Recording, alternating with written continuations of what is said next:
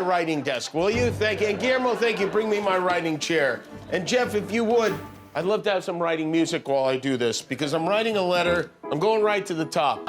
She even had a hard time remembering a line she lifted from a movie. The last thing you say in the video is, "We aren't a people that are going to go quietly into the night." Do you recall that part? Yes. Okay. I have the weirdest life, I really do. Once again, I find myself in the middle of a brouhaha as I appear to have run afoul of probably the worst woman in American politics, Marjorie Taylor Greene, Judge Ketanji Brown Jackson's nomination to the Supreme Court, which is lovely, a lovely thing to say. So I made a joke. I said, where is Will Smith when you need him? Breaking news. Trump declares war on comedy. In a shocking turn of events, the former president is threatening TV networks over jokes about his hair. Yes, you read that correctly. Nobody does anything. I feel like maybe other Republicans like having her around to make the rest of them seem normal. And by the way, if she's going to report me to the police, if that's how she wants to play it, I'll report you right back. And I won't go to the police. I'll go to the Justice League, okay? I'll keep my Jewish space laser set to gazpacho in case. And by the way, it wasn't just Marjorie who's all fired up. I got mean tweets from Diamond and Silk, which hurts because, you know, I'm a big fan. Before we move on, I'd like to ask you a small favor. If you appreciate this content, please take a second to like this video and subscribe to the channel. Over 98% of you watch the videos without subscribing. It costs you nothing, but it makes a huge difference to us. So, did you click the subscribe button? Great! Thank you so much. Now, back to the video. Apparently, Trump thinks late-night hosts are secretly working for the Democrats. Who knew laughter could be so dangerous? Stay tuned as we unpack this hilarious saga of thin skin and even thinner logic. Guess what, folks?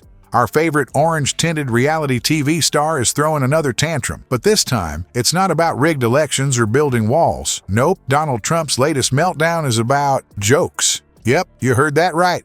The man who claimed he could handle anything is now losing his marbles over a few late-night laughs. No. Let's go to the videotape as well. No, well, and then they did. Of course she quoted Independence Day. To her, that's a history book. That's a... Which is like saying, I would have been at the wedding. I was too busy burning down the church. She very conveniently failed to recall a great deal of what she said, but fear not, because Big Pharma is hard at work to make sure she never forgets the things she didn't actually forget. When Marjorie was asked if she considered participating in the riot herself, she said it was on her calendar, but she was too busy preparing her case against the Electoral College vote totals to go. So, what's got Trump's toupee in a twist? Well, it seems Jimmy Kimmel and his late-night pals have been poking fun at the former president, and boy, is he not happy about it. Trump's been calling these comedians morons and even threatening TV networks. What's next? Making laughter illegal in Trump's world? I can see the headlines now. Breaking news. President Trump bans chuckles. Giggles outlawed. But wait, it gets better. Trump thinks these jokes are illegal campaign contributions to the Democrats. Who knew laughter was such a valuable commodity? Maybe we should all start reporting our giggles on our tax returns. Sorry, IRS, I laughed at a Trump joke last night. Well, that's something that you borrowed from a movie script, right? I don't know what you're talking about. Okay. You borrowed that line from the movie Independence Day, right?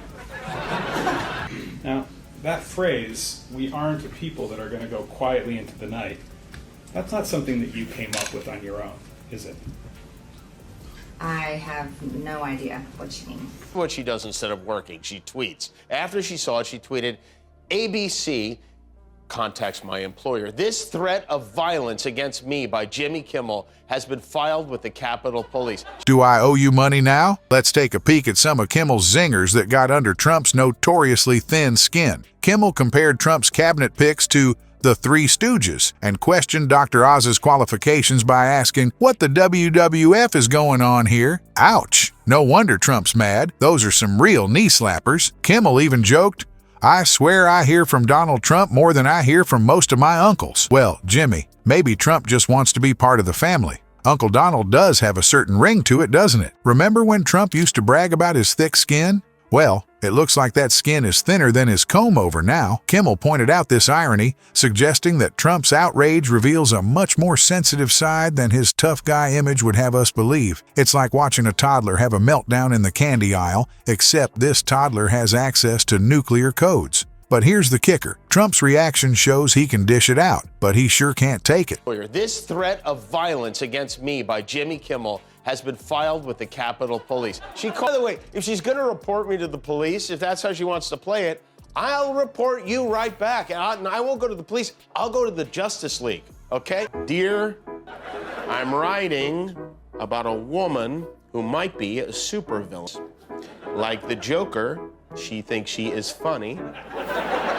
And like the Penguin, she is 5 foot. Do you know what a vomit you have to be to get called out by Marjorie Taylor Greene? Talk about a comedy snowflake. His attempts to silence comedians are backfiring spectacularly. As Kimmel noted, Trump's outrage only fuels more jokes. It's like trying to put out a fire with gasoline. It just makes the flames bigger and brighter. And get this, Trump's administration reportedly pressured Disney to censor Kimmel due to his jokes. Apparently, the White House made at least 2 calls to express the president's anger about Kimmel's monologues. Because nothing says leader of the free world like trying to shut down a late-night comedy show, right?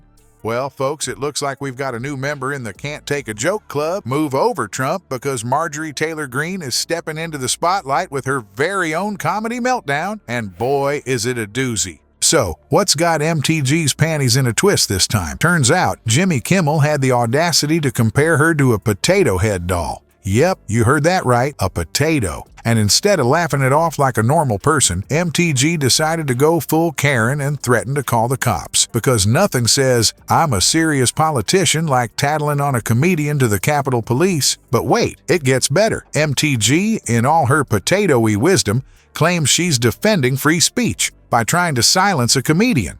Makes total sense, right? It's like saying you're promoting vegetarianism by opening a steakhouse. But hey, who are we to question the logic of someone who thinks Jewish space lasers are a thing?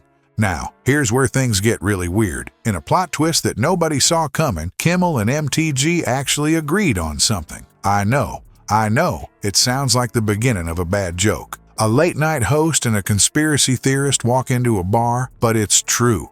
MTG suggested that all ethics reports should be made public, and Kimmel was all for it. He even quipped, "Great, do that. Let the cheeseburgers fall where they may."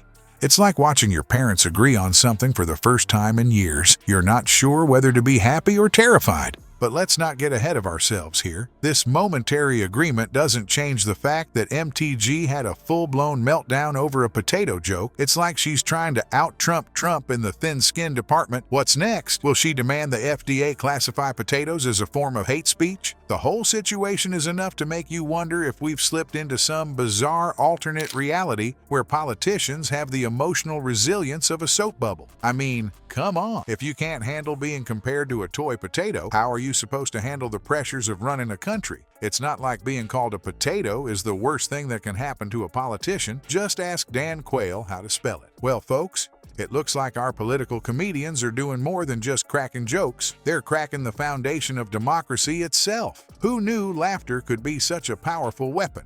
As the great George Carlin once said, comedians are here to make us laugh when we'd rather be crying. And boy, do we need that right now. But here's the kicker.